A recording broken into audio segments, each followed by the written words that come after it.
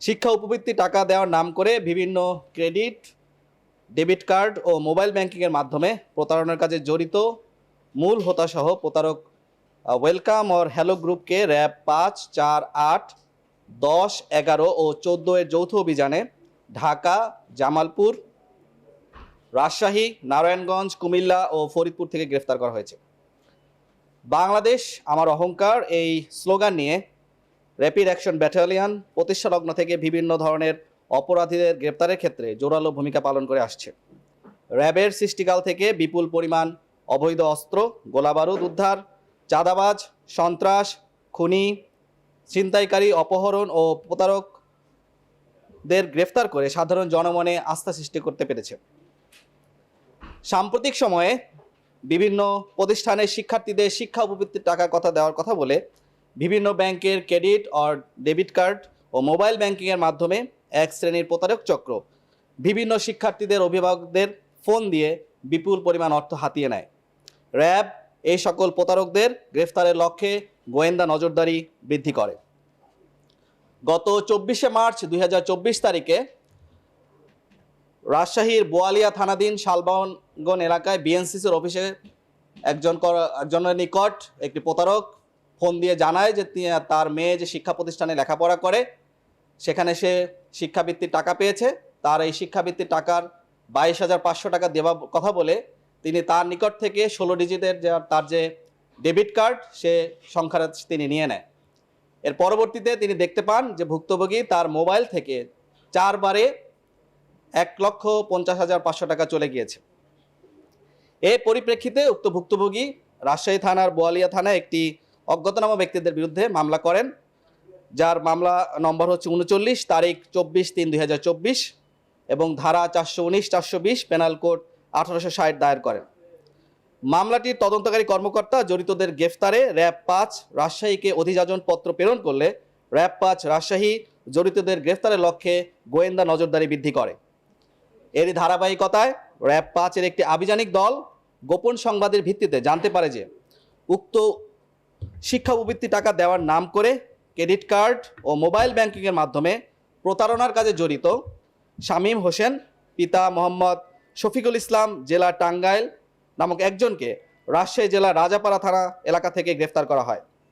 গ্রেপ্তারকৃত শামীম জানায় যে উক্ত প্রতারণার কাজে সে জড়িত, কিন্তু সে শুধুমাত্র মাঠ লেভেলে মোবাইল ব্যাংকিংয়ের অ্যাকাউন্ট হতে টাকা উত্তোলন কাজে সহায়তা করে থাকে। পরবর্তীতে গ্রেপ্তারকৃত শামীমকে নিয়ে আমরা ঢাকার আশুলিয়া থানায় একটি বাসা অভিযান পরিচালনা করি এবং সেখান থেকে আমরা বিপুল পরিমাণ মোবাইল কার্ড এবং তার যে মোবাইলের ভিতরে বিভিন্ন ধরনের অর্থ লেনদেনের প্রমাণসহ এবং বিভিন্ন ব্যাংকের স্লিপ সহ তাকে আমরা উদ্ধার করতে সক্ষম হই। এখান থেকে আমরা শামীমের দেওয়া তথ্য মতে জানতে পারি যে জামালপুরে জিহাদ নামে একজন ব্যক্তি অবস্থান করছেন।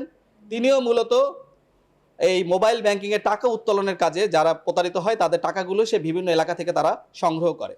পরবর্তীতে শামীমকে নিয়ে আমরা জামালপুরের জিহাদকে গ্রেফতার করতে সক্ষম হই এবং জিহাদের বাসা থেকেও আমরা বিপুল পরিমাণ অর্থ, বিভিন্ন ধরনের মোবাইল কোম্পানির সিম কার্ড এবং যে অর্থ লেনদেনের যে স্লিপ বিভিন্ন ব্যাংকের সেগুলো আমরা উদ্ধার করতে সক্ষম হই। পরবর্তীতে আমরা এই গ্রেফতারকৃত জিহাদ এবং শামীম উক্ত জানায় যে তারা কাজী সাদ্দাম হোসেন ওরফে আমির হামজা নামে একজন আছেন, যিনি কুমিল্লার হোমনা থানায় থাকেন। তিনি মূলত সারা বাংলাদেশে বিভিন্ন ধরনের যে মোবাইল সিমে যে প্রতারণা হয় এই সিমগুলি তিনি এখান থেকে বিভিন্ন জায়গায় সরবরাহ করে থাকেন। তিনি মূলত মোবাইল সিম সরবরাহকারী। পরবর্তীতে আমরা শামীম এবং এই জিহাদকে নিয়ে কুমিল্লার হোমনা থানা থেকে আমির হামজা, যার মূল নাম হচ্ছে মোহাম্মদ সাদ্দাম হোসেন, তাকে গ্রেফতার করতে সক্ষম হই। পরবর্তীতে এই যে সাদ্দাম হোসেন ওরফে আমির হামজা তিনি জানান যে একজন ব্যক্তি যিনি একটি মোবাইল কোম্পানির সিম কার্ড বিক্রির সাথে জড়িত, তিনি সেখানকার একজন কর্মরত ব্যক্তি, তিনি মূলত এই সিম কার্ডগুলি তাকে দেন এবং তিনি তখন তার কাছ থেকে এই সিম কার্ডগুলি সংগ্রহ করে বাংলাদেশের বিভিন্ন স্থানে এই সিম কার্ডগুলি প্রদান করেন এবং আমরা উক্ত ব্যক্তি যিনি এই মোবাইল সিম বিক্রির সাথে জড়িত মোহাম্মদ আহাদ গাজী, তাকে আমরা নারায়ণগঞ্জ থেকে গ্রেফতার করতে সক্ষম হই। পরবর্তীতে গ্রেফতারকৃত জাহিদ এবং শামীম, যাদেরকে আমরা পূর্বে গ্রেফতার করেছিলাম, সে আরও জানায় যে তাদের এই কাজের সাথে আরও একজন জড়িত আছে, তার নাম মূলত মোস্তাফিজ। সেই মোস্তাফিজকে আমরা পরবর্তীতে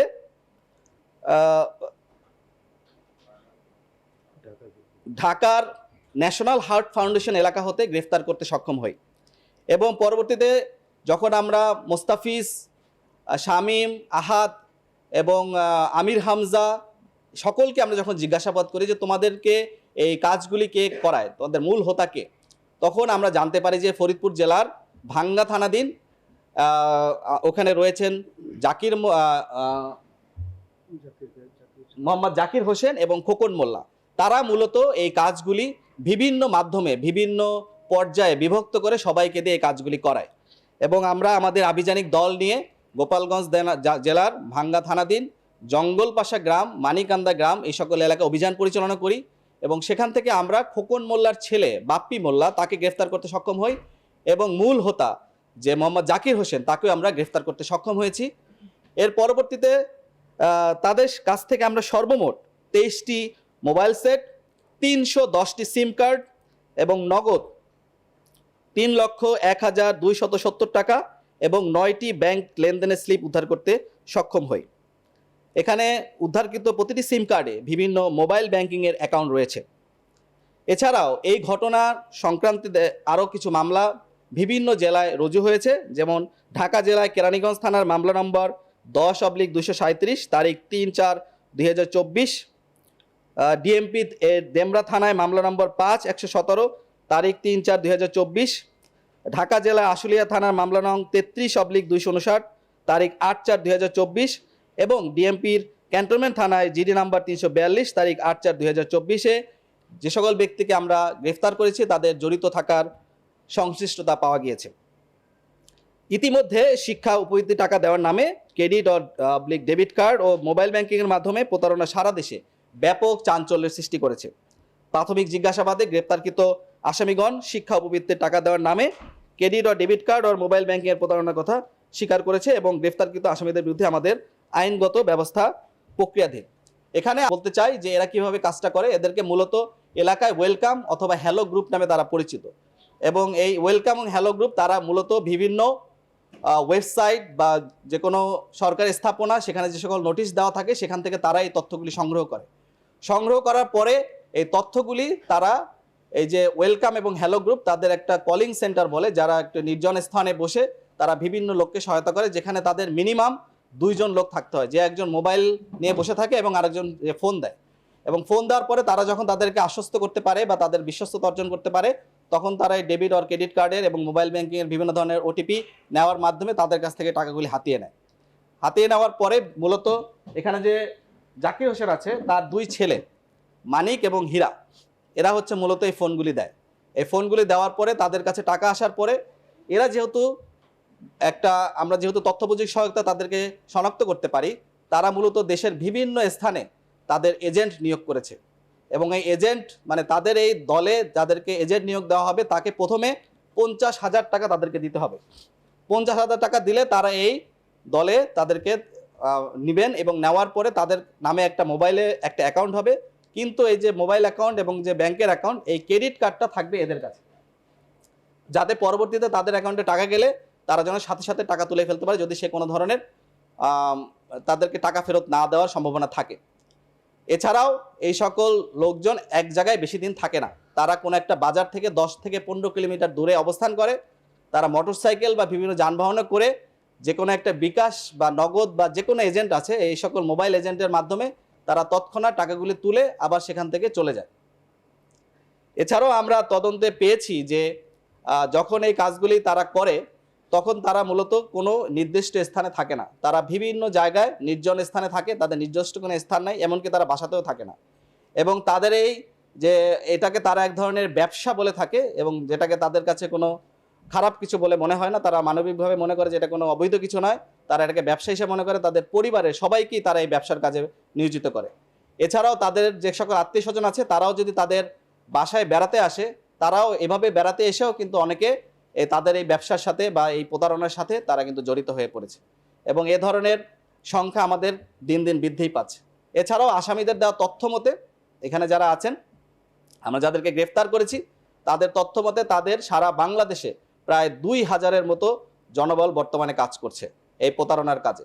এবং এটা আমরা সবগুলি যে সকল মোবাইল নাম্বার দিয়ে তারা এই সকল কাজগুলি করে, অলরেডি আমরা প্রায় 1861টা মোবাইল নাম্বার আমরা আইডেন্টিফাই করতে সক্ষম হয়েছি, যেগুলো আমাদের কাছে আছে।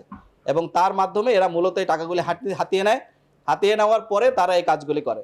আমরা একজনের ব্যাংক অ্যাকাউন্টে দেখেছি, তাদের যে মোবাইল লেনদেন দেখেছি, যে একজনের যাকে আমরা ধরতে পারি না, যার ছেলেকে ধরেছি বাপ্পি মোল্লা, বাবা হচ্ছে খোকন মোল্লা, তার একদিনে তার অ্যাকাউন্টে এইভাবে 8,85,000 টাকা এসেছে।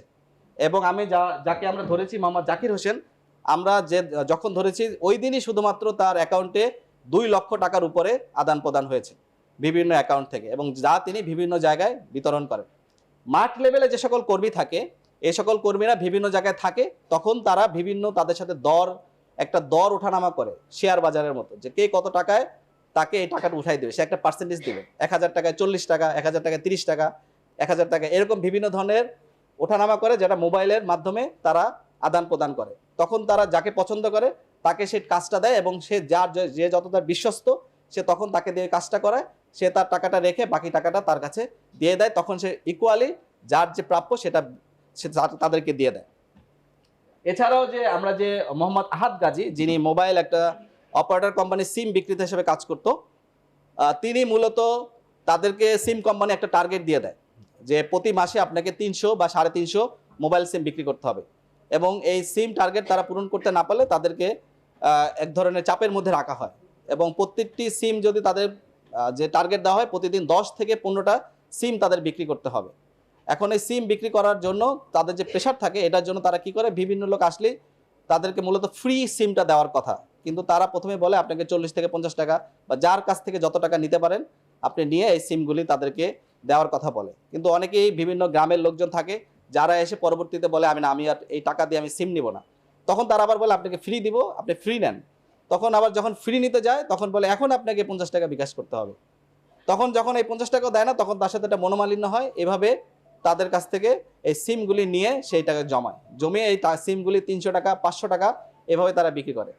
আমরা যেদিনকে আহাদ গাজীকে গ্রেফতার করেছি, তার আগের দিনও সে 44টা সিম 19,000 টাকায় বিক্রি করেছে। এবং এই সিমগুলি আহাদ গাজীর কাছ থেকে সংগ্রহ করে মোহাম্মদ সাদ্দাম হোসেন, বাংলাদেশের যত সিম যায় মূলত এই সাদ্দাম হোসেন সংগ্রহ করে, তার সাথে সকলের সক্ষতা আছে। এবং এদের বিভিন্ন ধরনের তারা কোম্পানি নামে রাখে, জাকির কোম্পানি, খোকন মোল্লা কোম্পানি। এই যে কোম্পানির যে তাদের যে কর্মরত যারা আছেন এই প্রতারণার কাজে যারা জড়িত, তাদেরকে মূলত এই সাদ্দাম হোসেন বা ওরফে আমির হামজা নামে সে পরিচিত, সে বিভিন্ন জায়গায় তাদেরকে এগুলো পাঠায়।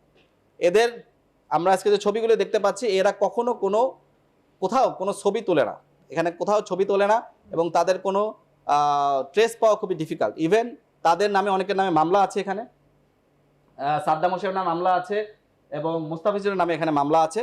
এই সাদ্দাম এবং মুস্তাফিজের নাম যে মামলাগুলি আছে, সেখানেও তাদের যে নামগুলি সেগুলো অনেক ক্ষেত্রে ভুল আছে। এই কারণে তারা কিন্তু অনেকের ক্ষেত্রেই পার পেয়ে যাচ্ছে। এবং আমরা দেখতে পাচ্ছি যে তাদের যে ভোটার আইডি কার্ড বা পাসপোর্ট, এরা কোনো কিছুই তাদের সাথে রাখে না, যাতে তারা সবসময় প্রতারণার মাধ্যমে সবাইকে, তারা যে প্রতারণা করছে তারা ধরা খাবে এই ভয়ে তারা সবসময় বিভিন্ন জায়গায় লুকিয়ে থাকে। সো আমাদের এই অভিযান চলমান থাকবে, এবং এই প্রতারণা বাংলাদেশে অনেক দিন ধরেই হচ্ছে। এখানে অনেকেই আছে যারা বংশ পরম্পরায় এই প্রতারণার সাথে জড়িত। তাদের যে পরিবার তার থেকেই সে এটা শিখে এখন তার ছেলেকেও এটা শিখিয়ে দিয়েছে। সো এইভাবে কিন্তু তারা প্রতারণাটাকে চালিয়ে যাচ্ছে। সো আমাদের র্যাবের অভিযান অব্যাহত থাকবে। আমরা পুরোপুরি যাদেরকে গ্রেপ্তার করেছি এবং যাদেরকে করি নাই তাদেরকেও আমরা আইডেন্টিফাই করতে পেরেছি। আমরা আশা করি অচিরেই আমাদের যে মামলা আছে আমরা সবাইকে গ্রেফতার করে আইনে আওতায় আনতে পারবো, এবং জনমনে একটা আস্থা তৈরি করতে পারবো, এবং এই প্রতারক চক্রকে একটি সহনীয় পর্যায়ে নিয়ে আসতে পারবো। সবাইকে ধন্যবাদ।